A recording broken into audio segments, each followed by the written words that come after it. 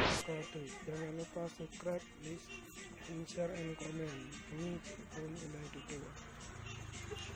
Ini bumbu mie asli racikan Cik Pun sendiri yang khusus untuk meracik untuk bumbu mie Aceh.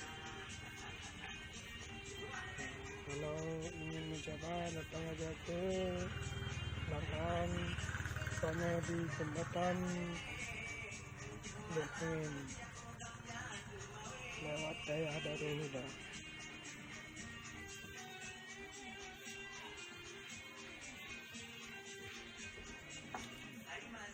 Kita akan bersungguh-sungguh bantu orang bu.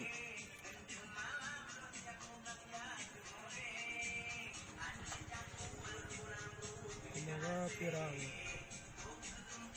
Ini telepon mulai tutup.